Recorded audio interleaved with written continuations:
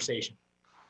Sure. Thanks, Dave. And thanks for your kind words. And Nick, thank you for that nice introduction. Good to see you again. I'm glad to see that you both are doing well. And I look forward to our discussion today. And yes, I would like to say just a few things up front to kind of set the stage, if you will, to throw out some issues for discussion, if you will, Dave, as we go through this over the next hour. And I would begin this way by saying, when I was confirmed over a year ago during my confirmation hearing, one of the things I made clear is that my top priority would be implementing the National Defense Strategy. And as you both and many of Aspen members know, the National Defense Strategy says, look, we're now in an era of great power competition, that our chief competitors are China and Russia in that order. We have a second tier of countries we need to address. It's countries such as North Korea and Iran. And of course, we have unfortunately, the enduring challenge threat of violent extremist organizations. So since that time, we have been moving out now for nearly 13 months in terms of implementing the NDS. And NDS says that we have 3 lines of effort. Effort number 1 is to build a lethal and ready force. Number 2 is to continue to strengthen our alliances and build partners. And then line of effort number 3 is to reform the department to find greater efficiency. And I translate that into creating time, money, and manpower, freeing up time, money, and manpower to put into other priorities. And what we've done over that time is to really flesh out, and I did this early on with my leadership team, really 10 goals that would guide us over the successive months. And now it's in our rearview mirror, if you will, in many ways, what we've been doing over the past 12 months. So I'll list off some of the goals here. Review, update, and approve all of our China and Russia plans to implement what's called the immediate response force, the contingency response force, and dynamic force employment enhanced readiness. 3, reallocate, reassign, and redeploy forces in accordance with the NDS. 4, achieve a higher level of sustainable readiness. Number 5, develop a coordinated plan to strengthen allies and build partners. Number 6, reform and manage the fourth estate. Number 7, focus the Department of Defense on China. Number 8, modernize the force by investing in game-changing technologies. Number 9, establish realistic joint war games and exercises and training. And then number 10, develop a modern joint warfighting concept and ultimately doctrine. So we've been moving out along those 10 objectives. We made considerable progress. Our goal was to complete many of them by the end of this year, and we're on track. One of the challenges we've obviously faced over the previous 7 months, of course, is the impact of COVID, which hit us in January. I've been tracking this since mid-January. As many of you know, the department received its first U.S. citizens from China in late January. We implemented our global defense plan, I think, on February 1st. So we've been at this now for 7 months, and I'm really proud of the Department of Defense. I think at our high point, over 60,000 service members on the streets of America in many of the hot spots, particularly the National Guard, whether it was medical professionals helping out in hospitals, distributing supplies, you name it. Very proud of what the United States military did, often putting themselves at risk. During that challenging time, I outlined 3 priorities. Number 1, take care of our people and their families. Number 2, ensure that we can maintain our readiness to execute our national security missions. And then number 3, of course, is support the whole of government effort. And so we continue to carry on. And to this date, we now have, for example, still have medical professionals deployed in both Texas and California. On top of that, we also had to deal with civil unrest in the wake of the tragic murder of George Floyd, if you will. Our service members, again, did extremely well in serving their state governors, the Guard that is, making sure that Americans had the chance to exercise their First Amendment right of freedom of speech and assembly to protest and to do that peaceably. So I've been very proud of our Guard in that regard, in that manner. And then, of course, in the wake of that, I've pursued 3 initiatives to address racial discrimination, diversity, and inclusion in the ranks. And we could talk about that in some detail. But clearly, while the United States military has been a leader when it comes to dealing with discrimination in its ranks and making sure that it's not part and parcel of our force, we're not immune from what's happening in the broader society. So we're taking a number of actions to do that for 2 reasons. First of all, it's the right thing to do. But secondly, it's important to our readiness. We need to be able to recruit and retain the best and brightest and make sure that they all feel respected, regarded, and have all the equal opportunities that everybody else does in our force. And that applies not just for persons of color, but your ethnic differences, sex, gender, sexual orientation, you name it. We want to represent the American people that we've sworn an oath to sworn an oath to protect and defend, if you will. So with that, I just want to say thank you for the chance today to talk about what we're doing at DoD and talk about broader issues in the external environment. I just want to assure you and everybody else that while America is focused inward, rightly so, on issues of COVID and whatnot, at the same time, we're doing both. We're focused inward, helping inward, but at the same time, maintaining our national security capabilities and defending the country. And we see that as our top priority and are committed to continue to do so here as we move forward. So with that, David, thank you. And I look forward to a good discussion today. Thank you. That covered a lot of waterfront there, and there's so much we could talk about. But I thought I might ask you to elaborate a bit more on really the defining geopolitical challenge of our time, which is obviously the rise of China and how to think about that from a national security perspective. In recent weeks, a number of your colleagues in the administration have made very significant speeches about China's role in the world and about some of the challenges. And you've talked a lot about reorienting the department towards this strategic competition. And so I wondered if you might elaborate a bit. What do you mean by that? What are the specific things that are underway, and how do you see that challenge evolving? Sure. Now, first of all, I've been watching China's rise now since for many decades. I was a war planner, if you will, in the mid-1990s while still in uniform here at the Pentagon. My first assignment focused on what was then PACOM. And so I've seen this over time in my various roles, whether it's at think tanks or on Capitol Hill. I served on a U.S. Commission on Economic and Security Review Commission, if you will. So China's been on this path for some time now. On all forms, whether it's diplomatic, economic, and the military. And so I think the NDS rightly recognized that we are now in this era of great power competition, and it's time that we woke up and addressed it, and that we competed much more vigorously with China than what we have been. And so we have taken this whole government approach with regard to the national defense strategy. And by the way, I'll pause because I don't know if you all can see me, but I can't see you now. We may have a technical thing on my side, but we've undertaken a number of actions. So again, I said I focused the Department of China. We had to update our plans to be consistent with that. What I've done is turned the National Defense University. I've asked them to focus 50% of their curriculum on China so that our most senior officers have a good understanding for how China operates politically, economically, militarily, what their decision-making processes are, what their values, how the party's organized and whatnot. I've made China the pacing threat for our armed services, much like David, you and I would recall from our days during the Cold War. So we're now understanding better Chinese order of battle and things like that. I want to make sure it's taught in our schools. We're trying to expand our language programs, but clearly it's going to be the challenge of our time. I don't see China right now as an inevitable threat that we're going to have a fight with them, whatever the case may be. But we do have to compete, and we have to be much more vigorous in all domains, if you will, whether it's, again, diplomatic, informational, military, political. I've been speaking out since early days of my tenure here. I gave a major speech at the annual think tank event in Verkunda in Germany earlier this year and spoke a number of times. So, look, it's a big challenge, and we need to face up with it. And I think our hope is that we can get China on the right trajectory where they share our same values, where they at least respect international rules and norms and don't try and alter them, where they stop doing what we've seen them do to many of our partners around the globe, particularly in the Indo-PACOM, where they're twisting arms and using other coercive techniques to get their way and trying to play the regional hegemon. So it is a particular challenge. We need to continue to outreach to them, but we also need to recognize that we're in a new era. Yeah, and you've spoken a lot about this, and I know one of your priorities was a very ambitious defense reform agenda, which you've laid out. And of course, as a former defense planner, you know that the challenge is to allocate resources so you're able to deal with the challenges immediately in front of you while at the same time investing in a future set of capabilities that would be more aligned with dealing with some of the asymmetric threats that are evolving in China and Russia and elsewhere. Talk a little bit about that effort. And I don't know where I read it, but I also read about some of your efforts on the resources to make sure you were cutting out the fat with your, I guess, late night sessions in your office where you went line by line.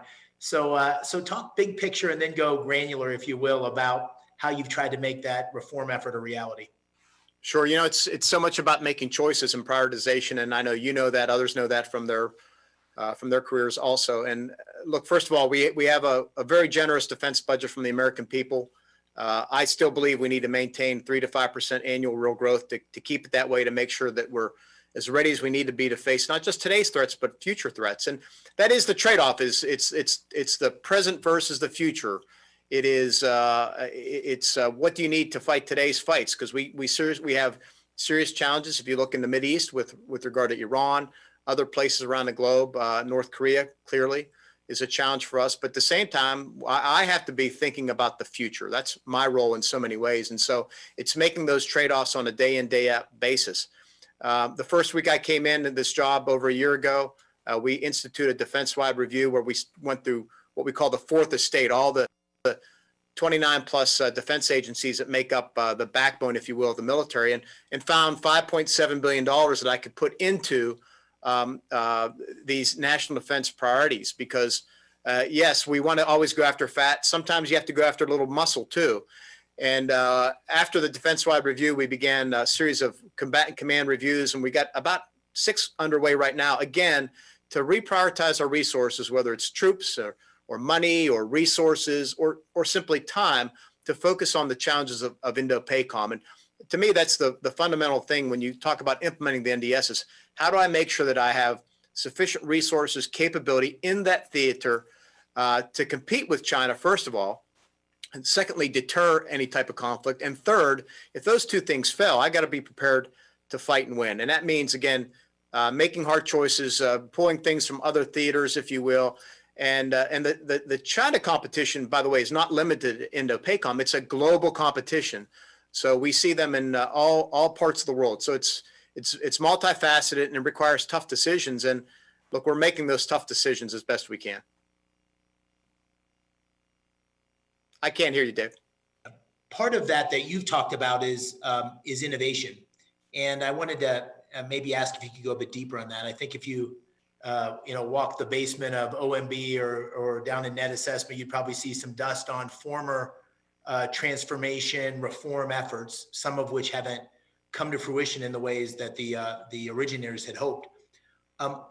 What makes this different in your mind? And what are the impediments that you see as the secretary to innovation within the Department of Defense and within the services?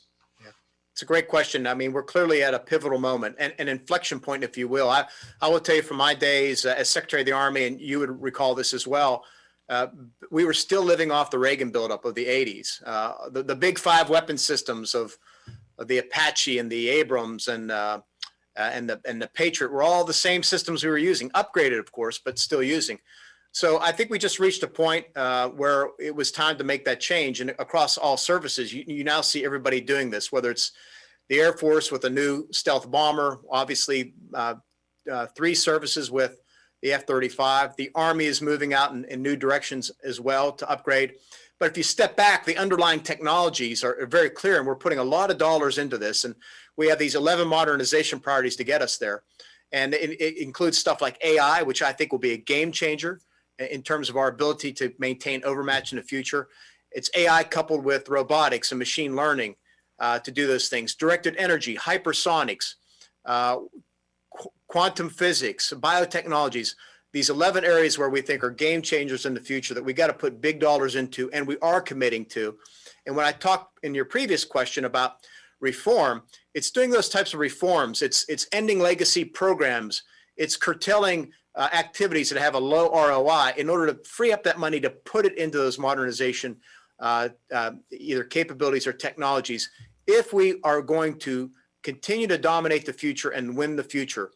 And win in the sense of just preserving the international global order the way it is, consistent with our values, so that everybody can live in security and prosper, much as we've done the last 70 so years. One of the things that is related to that you and I have talked about, I recall a couple of times over the years, long before you were in this role, was culture and the culture of the military services. And when you think about the pace of change, if you believe the theory that these emergent technologies and the pace of change is accelerating. The question comes to mind about culture and whether the culture of our services is appropriately risk-taking, appropriately entrepreneurial to be able to adapt. And I know you've spoken a bit about the risk-averse culture, or the fear of it, I guess, that you've seen. How do you see that playing out, and how do you imagine we might evolve it if it is a real issue? Yeah, I mean, this kind of gets to the second part of your last question that I didn't answer, so I'll address it now. Culture is dominant, right? It's what drives so much of our behavior in so many ways. And you asked before, what are the obstacles to modernizing the force to success? And I will tell you, in that regard, it's the culture of DoD, which, first of all, is we're heavily bureaucratic, and it is very risk averse. So you have people protecting their programs, protecting their activities, protecting their staff, and on top of that is the risk aversion of taking risks that should be taken. So I think on one, the big hurdle is again the bureaucracy, the culture. Sure, we have there are legislative obstacles that are put in place. There's things we have to do based on federal policy, but all those aren't the big issues. The big issues are all internal to us, and our willingness and ability to overcome bureaucracy, and that's something we could talk in great detail about. When you get down to the services, they each have unique cultures. Usually it's really good that there's that diversity of culture in there. And I will tell you, when it comes to warfighting, I don't see a risk aversion. I see a very cultures in each of the services where they're willing to take and manage risk, where they understand the mission and are willing to act boldly to accomplish it. And so I'm very encouraged from a warfighting perspective that we're building the right type of leaders, and that we're giving them sufficient guidance and coaching and opportunity to grow and learn. It's everything behind them, the bureaucracy, it's DoD writ large, the big agencies, where we really need to develop a different culture. And that means giving people room to fail. And that means that, if people fail, understanding why and then taking appropriate action. It doesn't mean that everybody loses their job because they took an appropriate risk. And so part of that is changing the leadership culture as well. And how do incentives, promotion boards fit into that? As you and I remember from our days in uniform, there was a very clear path to being promoted, and that was ultimately what directed the choices that individuals made. How do you see that playing into your decision-making process? Yeah, again, there's two different type of systems. You see, of course, you got the civilian system on one hand and the military on the other one. And certainly with the military, it's still fairly structured, if you will, in terms of a career path. But I think what we need to do, and I see the services taking this on in different ways. I'll speak to the Army because we were developing it then, and I know Secretary McCarthy and Chief of Staff of the Army, McConville, continue to develop it. But you have to take the approach where it's less structured and less rigidity in there. And it's based, and it's not an industrial age management policy practice, but a 21st century talent management process where you give the people the room, if you will, to pursue their interests, their ambitions based on their attributes, their skills, their behaviors, as long as it's consistent with Army needs and requirements. And you don't penalize them for going off track a little bit. What you tend to find is that the longer the more breadth people have in their experiences, that they end up having far greater value for you in the long run, particularly when you get to positions of senior leadership. If you allow them that room to kind of maneuver outside of a traditional career path and do things like go to advanced civil schooling or to take an assignment in another department or in another service. And that's why I think joint assignments are so great. We need to continue to encourage that type of broadening, if you will, of one's assignment history. Thank you. I want to just shift topics, if I might, to diversity and inclusion, which is obviously on the national consciousness at the moment in a very profound way, but also something that you've really made a priority. And I was struck by some videos that came out earlier this spring of some senior enlisted leaders and senior officers talking about their experiences with prejudice in the military. And, you started your comments by saying the military has been, one of the great institutions for integration in our country, but also has room for improvement.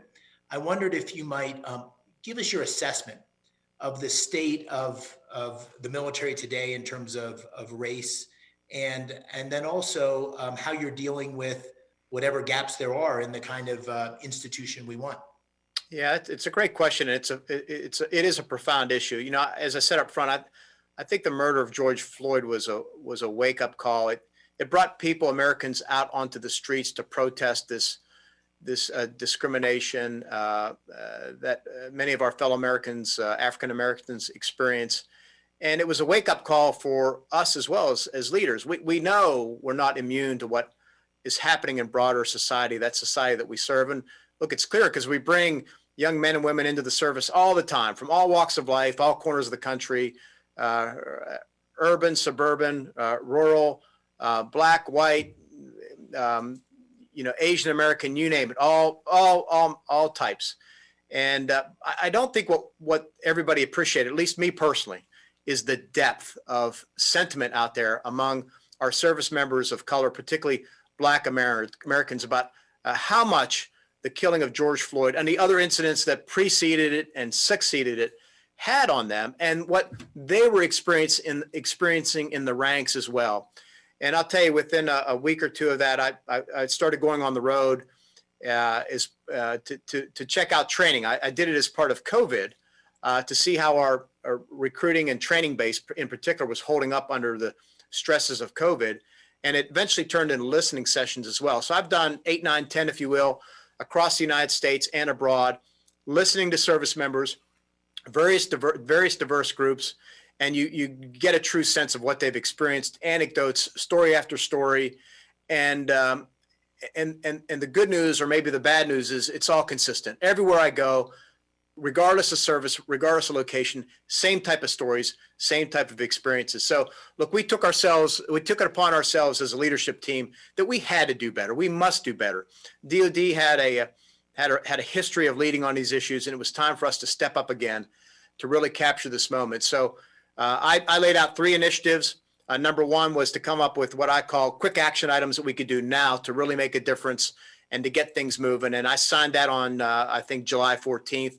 July 15th was initiative number 2, where we stood up a defense board for diversity and inclusion, led by the Secretary of the Air Force, Secretary Barrett. She was joined by the senior enlisted advisor to the chairman, Colon Lopez, a very diverse team, and diverse not just in terms of having persons of color and different ethnicity, but we also want to get the persons different in ranks. So we got young officers, mid-grade officers, younger enlisted, mid-grade enlisted, because we knew they would own the future. They really had to kind of help us, lead us on this, and we wanted to be part of that. So that she's doing a 6-month sprint, if you will, to bring me back recommendations in December. The third piece, the longer piece, is the Defense Advisory Committee on Diversity and Exclusion in the Armed Services, mirrored on the very successful DACOWITS, which took up the same charge when it came to women in the military. And we'll be standing that up probably end of November, if you will. But that'll be the long-term, enduring, independent, if you will, body that will look over time and really help us see ourselves better and help us make progress on issues of diversity, inclusion, and equal opportunity in the force. It's critical because, first of all, it's the right thing to do. But secondly, it's important to readiness. If we're going to deploy and employ a ready, capable force, we have to have Americans of all walks, of all colors, ethnicities, et cetera, filling part of the team and part of the team. Yeah, you made the point that if anything, COVID has heightened our awareness of some of the challenges around diversity and inclusion. I also wondered, how has it affected, through your eyes, the readiness of the force? What are the strains and stresses that it's created? What changes in operational tempo, training, and so forth? And how do you see that playing out over time? Yeah, so clearly when it hit early on, we could see it kind of coming. This is back to January, if you will, and it took some time to see the full effect by April, if you will. Quite concerned about our personnel and how they would hold up. And you obviously, as you know, you can't afford to lose a part of your force and perform your mission. So we were very careful in terms of issuing at this point now, I think 13 guidance letters on how to protect the force, how to protect one another, giving broad guidance to commanders and their staffs, their medical staffs, about how to do that. So we made that job number 1, if you will. and it's held pretty well. Our rates of infection are lower than the population we serve. Every death is a tragedy particularly in the military. And thank goodness we've only lost one person, one active duty member to COVID. So I think with the measures we took in place held up as well. As a result, the force has been able to perform its national security missions inside the country, but outside the country as well. And we've tiered our forces to do that. The areas where I became most concerned were twofold. One was can we recruit and can we bring young recruits in this COVID environment? And we made some adjustments to do that, and we can talk about that, if you will. But I think the services took slightly different approaches, but generally the same, and we're able to manage that pretty well. And I think we're going to hit our end strengths this year for the most part. The Marines may fall a little bit short, but that's been managed well, because if you don't, otherwise you could create a hole in the system that will take years to work its way through. The other one, which is a little more challenging, is a defense industrial base. And why do I say that? Because unlike the military, where we have a young, fit, healthy population that can withstand COVID better than most, the defense industrial base is an older, less fit, if you will, population that I'm more concerned about. And obviously, it's your most important resources, your persons, your people, their ability to fight and win. But they need that hardware, that technology, those instruments of war, if you will, to do their jobs. And that's where I have been concerned and remain concerned. A lot of credit to the team here that handle acquisition and sustainment under Secretary Lord, who's done great things to keep the defense industrial base afloat, to help them with progress payments, cash payments, everything we can do to keep those industries healthy. Particularly, as you know, when you get into those third and fourth tier suppliers, they can't afford to take a month off. They can't afford to lose a contract without going completely out of business. So that was and remains my principal concern right now as I look at the impacts of COVID. That said, I will tell you there are silver linings in the COVID cloud that we found as well, and we could talk about that if you want. Yeah, please. What are the silver linings? Well, so when I went to Parris Island to see the Marines and how they were adapting to COVID, they for example took in a practice where they brought them in, and for 2 weeks they would socially distance them in a separate barracks, separate area, if you will, and was very successful in terms of limiting the spread of COVID.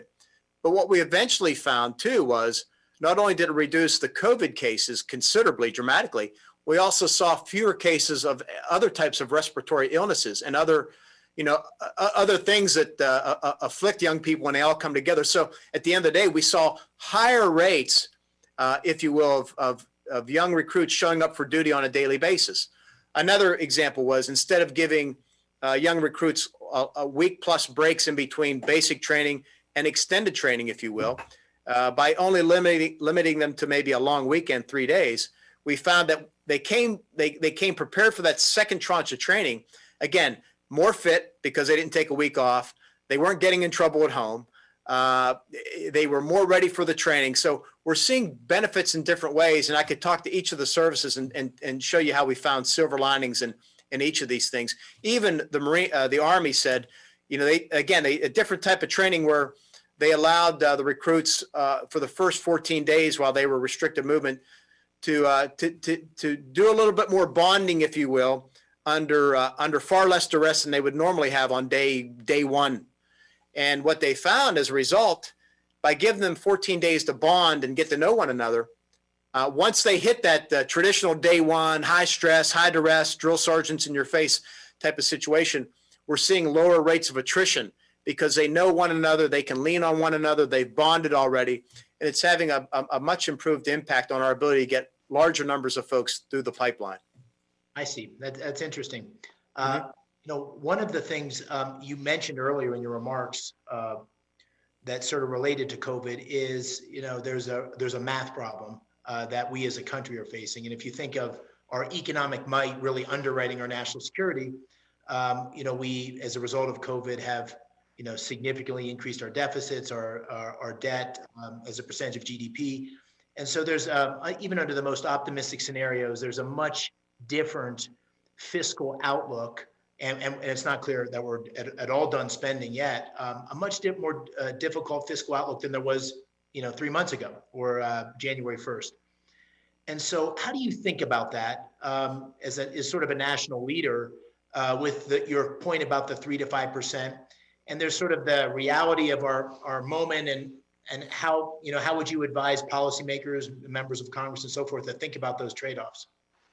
Yeah, look, I give the president and Congress a lot of credit for coming up with these trillion-dollar plus spending packages. The first one was what, $3 trillion plus, and we'll see what the next one will be to help Americans, to help the economy stay afloat, to do all those things we need to do. We're also all cognizant of the fact, I am as well, that as you noted, it adds to the debt and the deficit, which inevitably puts more pressure on the federal government, on DOD in particular, in terms of downward pressure on our budget. I said up front that in order to kind of sustain the great progress we've made over the last 3 years, President Trump, year after year, we've seen increases in our budgets, which has resulted in increases in readiness and increases in our investment accounts and all those things. But to continue to expect that type of a generosity from the American taxpayer when we see discretionary spending rise, mandatory spending rise, means we have to be much more aware of what's happening in there over time as well. We were talking about this just yesterday when we talked about how do you grow the force, how do you grow the fleet, conscious of the cost it will put on the system. So that's why I continue to beat the drum that we have to be much more cost aware, cost efficient. We got to make those hard choices. We got to get rid of legacy systems. So many programs are important, but frankly, they're all, some are more important than others. And if it's not delivering a high ROI, as we say, you're just going to have to get rid of it because it's hard to sustain that level of spending. We just need to be realistic. I will continue to go out there and fight for it. I think it's important, but at the same time, the one thing I can control is how we spend our dollars. And I'm going to continue to emphasize that with the services and with the combatant commanders. Great, thank you. I'm gonna pivot again to a new set of questions. For those in the audience, I wanted you to encourage you to put questions in the Q&A section, and we'll try to draw those questions into the conversation. Mr. Secretary, I hope we might turn to allies, alliances, and partners, which I know has been a very significant. I think your travel schedule is indicative of the priority you place on that. And they're key to our national security. I hope you might give us some context and background on the repositioning of troops in Germany. What's the thinking and the reaction within NATO, and how does that advance the national defense strategy that you described? Yeah, no, look, allies and partners are critical. It's the asymmetric advantage we have over both Russia and China, hands down. Our allies and our partners. So it's something consistent with our national defense strategy, line of effort number 2, that we've got to continue to strengthen the allies and grow new partners. So you're right. I've spent a lot of time on the road traveling, particularly to the Indo-PACOM theater, well over 200 or so meetings with foreign partners. Just in the past week alone, I've spoken to my partners from Indonesia to Brunei, Australia, you name it, the UK, the NATO Secretary General, et cetera. Got to continue to build those and strengthen them. We do it through not just diplomacy, but through arms sales, through training and exercises, all those things that make us a very capable strategic force. So very important that we must do that.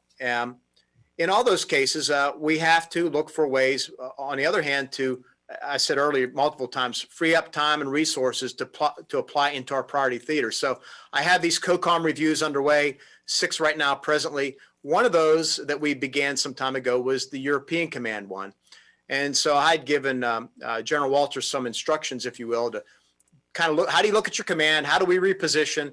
How do you give me as Secretary of Defense more strategic flexibility and yourself more operational flexibility as an example? Then in June, the president issued his directive that accelerated that with regard to pulling forces out of Germany. So we went at the task, General Walters in particular. I said, look, we got to meet the president's objective. I want you to follow these 5 principles. Number 1, enhance our deterrence of Russia. Number 2, reassure allies, partners. Number 3, strengthen the alliance. Number 4, give me greater strategic flexibility and your own operational flexibility. And number 5, take care of our service members and their families in the process. I think they did a really good job. The number they came back with was to pull 11,900 out of Germany. That would leave nearly over 24,000 troops still in Germany, still the largest country hosting U.S. forces. But what we did in the process and what will be underway is a way by which we made the alliance more capable. And I'll just speak to it in strategic terms. And with regard to Russia, what we'll end up doing is actually moving forces further east. In other words, following the trail of our newest members of the alliance. So we see putting more rotational forces into the Black Sea region, Romania in particular, and then my aspiration is also to put more forces up into the northeastern flank as well, both the Baltics and Poland. And if you saw in the past week, we announced the deal was made with Poland, where we'd have 1,000 troops there, a forward deployed 5th Corps headquarters as well. But some of the things that he came up with were things that have been talked about for many years. For example, I think nobody can deny the fact that by aligning his headquarters, co-locating it with his SHAPE headquarters in Belgium, is an efficiency that will allow greater interoperability between our staffs, reuniting units that have been separated for years. So, for example, moving the elements of the 173rd Airborne Brigade Combat Team from Germany down to Italy with their host units makes obvious sense. Same thing with combining other headquarters as well. Now, one of the things we're doing, of those 11,900, 6,000 or so will come back to the United States, principally the Stryker units. But what that does is it gives me great strategic flexibility. Our ambition is to bring them back, but put them and other Stryker units back on the road.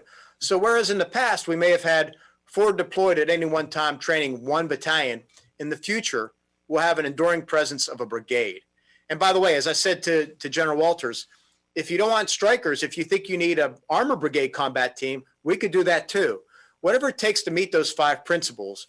And we could talk about, the Air Force, rejoining Air Force squadrons. I think one of the things that's has been talked about for years when I first came on board was keeping the airmen.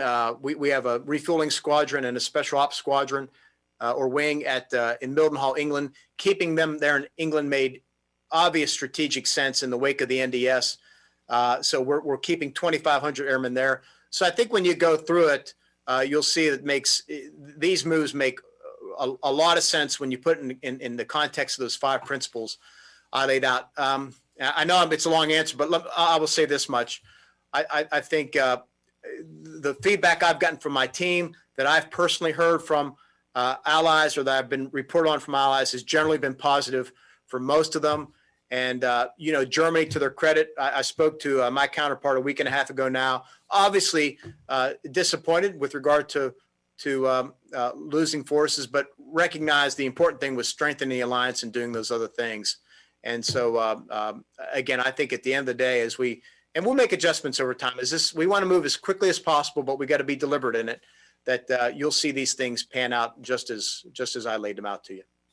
Well, and I think it's just as you've suggested, I think it's important to note also, historically, there's been a number of ebbs and flows over the years as people in your position and military leaders have looked at the right force posture, including in the Clinton administration, where there were significant reductions in forces in Germany. So this continues that to some degree. Look, and the other thing too, it deserves mentioning, I think you may have addressed it, is this issue about allies paying their fair share. And I've gone back. I either reading my predecessor's book, I've spoken to many of them. The Obama administration, to their credit, had the Wells Forum. It was in Wells where everybody agreed to meet this 2% target. So this has been an historical issue for the United States, getting the European partners to pay more, to pay their fair share. We said the fair share is 2%. Frankly, I think it should be more than that, depending on how wealthy a country is.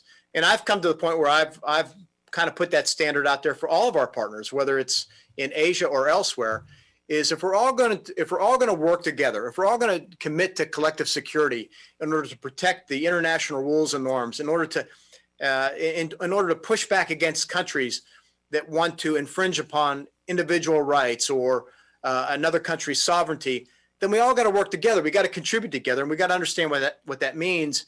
And that means we all have a certain minimum level of commitment to get there, to deter bad behavior. And if we can't deter it, we all got to be ready to fight and win. Can you spend a minute on Asia and the same question and the importance of the Quad? The Prime Minister of Australia was on yesterday. Obviously, Australia has taken a very different defense posture in recent months and years, based on the rise of China. How do you see our alliances in that part of the world, and comment on the Quad in particular? Yeah, it's a great question. It gets back to the first one you asked about China. So I think what we've seen with regard to what's happened in the last 7 months, coming as part of COVID, if you will, we've seen China become more aggressive, trying to use the tragedy, if you will, of COVID to their advantage for propaganda purposes. And I think they've really overplayed their hand. And we've seen them continue to try and exercise this muscle in the South China Sea. You know, they sank I think a Vietnamese fishing vessel a few months ago. They continue to twist the arms of others. They deployed troops along the line of actual control in India. So again, we see them acting out in a way that is inconsistent with, international norms, rules of behavior, if you will. And many of our allies and partners are reacting as well. I give great credit to the Australians and in particular, the Brits as well, whether it's pushing Huawei out of their systems or the Australians with a brand new defense strategy that has a long-term commitment to funding. Secretary Pompeo and I just did a 2+2 with them where we talked about these issues. But what you see, and oh, by the way, another silver lining of COVID is because we haven't been able to travel as much, we're doing much more online, much like you and I and all of the Aspen members are doing today. So we've been doing Five Eye partner civets meetings. We've been doing trilateral meetings, if you will. And so what I hope, and what many of us, my Australian counterparts, Japanese counterparts, I think, have agreed to is we need to do more of those, and we need to multilateralize them. So as you know, so many of the relationships, unlike Europe, in Asia are bilateral, U.S. Korea, U.S. Philippines, U.S. Australia. We need to multilateralize those, maybe not officially, right? But in terms of knitting things up so we talk more as a group. That's the best way to push back against China and its bad behavior in the Pacific. And I see that as another positive outcome of, if you will, of us being unable to travel. We found new ways to communicate and to do it in a multilateral way. And I think we need to continue to advance that. Yeah, I couldn't agree more. I want to draw a question from our audience. This is from Drew Dornstadter. It's about alliances. He's a West Point grad. He put beat Navy in his question, so he came to the top of the queue. And it's related to what we just talked about, which Army Futures Command has many ambitious modernizations programs, such as the Future Vertical Lift and long-range precision fires. To what extent should we be engaging our international partners to strengthen their capabilities and enable them to keep pace with our own? Yeah, early and often. I mean, one of the things that we did as part of the NDS strategy is my policy team has done a superb job. We have the first ever global outreach, if you will, when it comes to allies and partners. So we're doing stuff like expanding IMET by 50% over the next 5 years. IMET to me is, you can't beat the return on investment. It's international military education and training. But we're also looking at how we advance arms sales and weapon sales. So we build interoperability, we build relationships. That's one of multiple facets of this new strategy. So yes, we should be reaching out now to partners, whether it's advanced aviation. The Army, I recall from my time not too long ago, that we're trying to restore mobile short-range air defenses, but not just missiles now on mobile platforms, but directed energy. We're trying to get longer range artillery, and what they're doing right now in places like Yuma, Arizona, what they're testing is just remarkable. It'll give us the range and precision we never had. So all those things we should be working closely with allies and partners, and I know we are. And so it's important to sustain that, and not just obviously for the Army, but for all the services. And that's just, again, that's the way how we further develop this asymmetrical advantage we have over the Russians and the Chinese when it comes to allies and partners.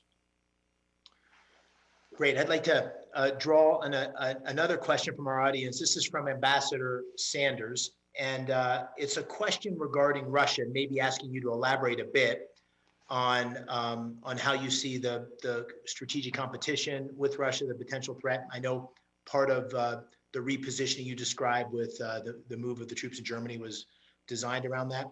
And then a second part to that question is if you could comment on Africa Command, in particular, some of the terrorist activity in Africa, some of which is apparently supported by the Russians. So if you could comment on both things, I'd appreciate it. Yeah, so on the first one, obviously under Putin, Russia has taken on a much more aggressive posture out in the role. We obviously have seen them move into the Middle East, Syria in particular. They're playing multiple hands in various parts of the world. We see them in Libya. Obviously, they're in Africa too. So, and we know well their invasion of Georgia, annexation of Crimea. They're occupying part of Ukraine. They're stirring trouble up in the Baltic. So, look, it's focused the attention of NATO. It's unfortunate we're in this situation, but we have to stand up and deter them. We have to stand up to them.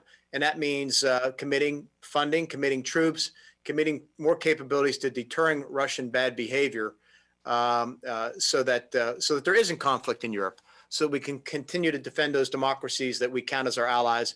And that's my commitment. I served as a young officer in Italy as part of NATO, actually as part of the NATO Rapid Reaction Force. So I know the value of the alliance, and I know the value is greater than the sum of the parts when you work together. So Russia has given us that focus, and we need to continue to kind of to address them wherever we see them out there playing. So one of those areas is Africa, of course. You mentioned that. AFRICOM, I think, I just got off the phone a short while ago with General Townsend, the head of AFRICOM. He's doing a great job down there. As part of the reforms, what I've asked him to look at is, yes, we need to focus on the counter VEO threat in Africa. And there are groups in both, principally West Africa and East Africa, but we have to be able to distinguish between threats that are local or regional in nature and those that threaten the homeland and our strategic interests. So as we look through our reform options there, and we've made a number of changes already, he's focused on that. And what I've put, though, at the top of his list is focus on great power competition in Africa. Where do we need to be in order to address what China and Russia may be doing, whatever footholds they're trying to gain, whatever governments they're trying to influence? And so as part of that process early on, what I said was, look, I'm going to deploy parts of a Security Force Assistance Brigade. It's a new organization in the Army, which is geared to doing that type of assistance for other countries' militaries.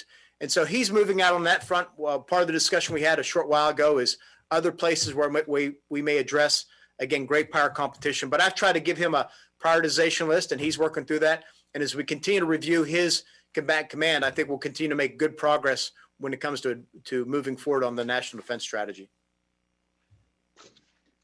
We've had a number of people raise a question about, I don't know if you're able to speak about it, what happened in Beirut. Are you able to share anything on that, or is that something where you're still getting information?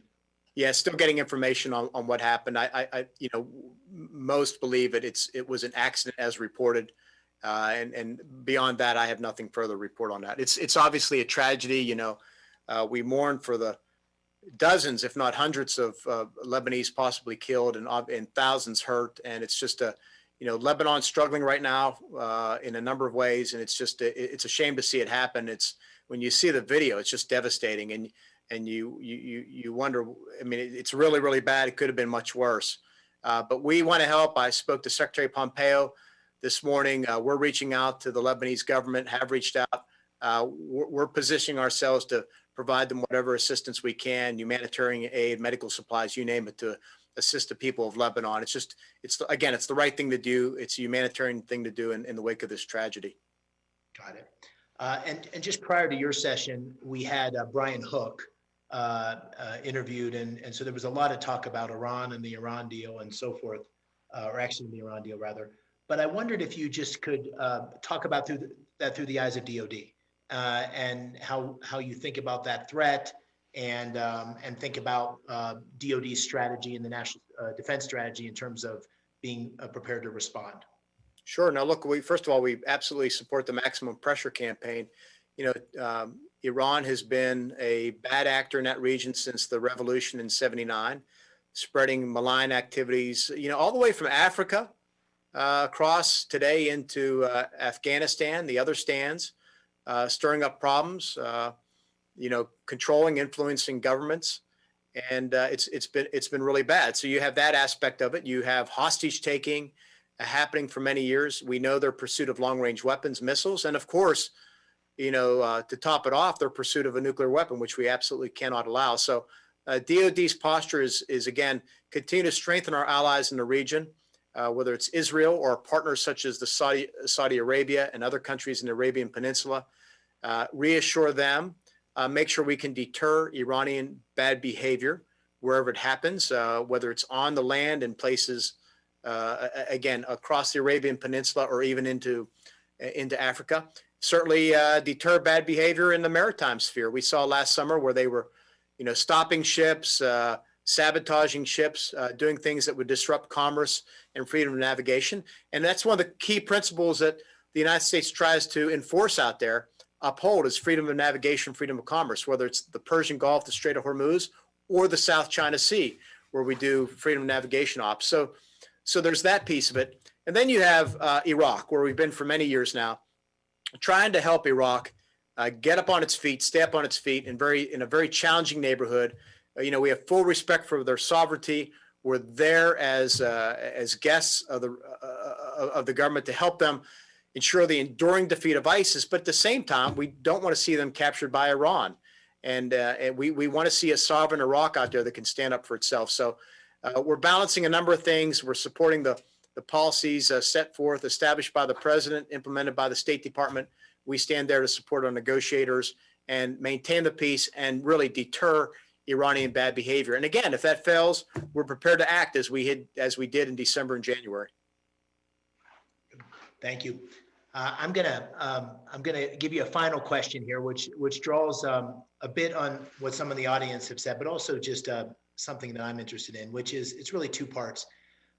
One, I have some sense of what it's like through your eyes in terms of your, going to West Point and then serving as a combat officer and now having the great privilege of leading the men and women in our armed services. So I wondered if you could reflect on the last year as Defense Secretary and just give us whatever thoughts you have on that. And also related to that, you've traveled around the world. You've met the men and women in uniform. We talked about this right when you took the Army Secretary job. And the thing that comes out just as it did today, but always when I talk to you, is just this admiration, love, respect, feeling of absolute commitment to the men and women in the armed forces. And I know sometimes when we talk about weapon systems and billions of this and NDS is that, sometimes it's easy to forget those young faces and all that they're doing for our country. So just ruminate, if you will, on both of those points as we close out. Yeah. On the first one, I'd say you come into these roles and they're not going to be, you want them to be predictable, right? You want to be able to implement your agenda. And as I've said many times, my agenda was implementing the National Defense Strategy and the policies of the administration. And you want that, but it's going to be upset by reality, by what happens in the world. And so it's not unexpected to see threats happening, to have to deal with in Iran or, counterterrorism operations, things like that. But look, nobody a year ago would have predicted we'd be facing a global pandemic that has shut down the economies of the world, that has done so much damage, and of course the human toll, which is terrible. So that, and then we faced for a period of time civil unrest. So you never know what the world, what fate will throw at you. I've just been blessed to have a really good leadership team. Beginning with the Deputy Secretary of Defense and the Chairman of the Joint Chiefs of Staff, who I've worked together with both previously. Great in terms of civilian secretaries and service chiefs, and the combatant commanders. So we have a really good team that was flexible, adaptable. One of the things that I did when I came in was to break down the silos that we had at the time, where the service secretaries would meet in one meeting. You'd have a different meeting with the tank and the chairman and the Joint Chiefs of Staff. You'd have another meeting with just OSD staff, and we immediately went to a format where we all sit together twice a day on a Monday. The morning deals with quarterly updates on things such as modernization or our people or readiness and things like that. And then the afternoon session with all those players plus the combatant commanders, we talk about strategy and how to implement the NDS and how to deal with Russia and China. And so we've really flattened the organization. That really enabled us to deal with COVID and things like that, I think, much more effectively. So look, you never know what the world's going to throw you. Who knows what's going to happen tomorrow? But we've had a good team, and I think we've held up pretty well given all that's happened. With regard to your second question, I mean, you're spot on. There's nothing that I enjoy more than going out on the road and spending time with our soldiers, sailors, airmen, and Marines. I mean, they inspire you each and every day. Their stories, where they came from, why they joined, what keeps them motivated, what their aspirations are, learning about their families, about their careers. As I so often tell them, particularly when I do swearing in ceremonies for brand new folks joining the military, I just say they're just such great Americans.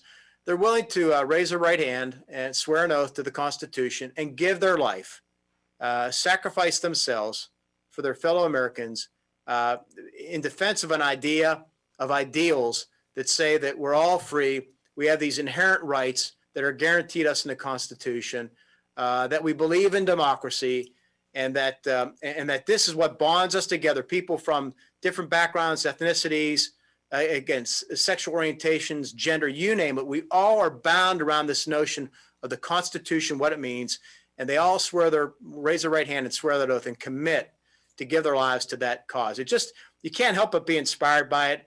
It chokes you up, and every time I go out there, it just kind of renews your faith in the future and the next generation coming behind us. I mean, I'm sure you and I both remember when we stood on the plane at West Point on a early morning in July, or probably a late afternoon in July, raised our right hand and swore that oath for the first time, and all the aspirations and potential we had. And you just get inspired that this next generation coming behind us is going to carry that torch and remain committed to defending the country, the American people, and all that we believe in.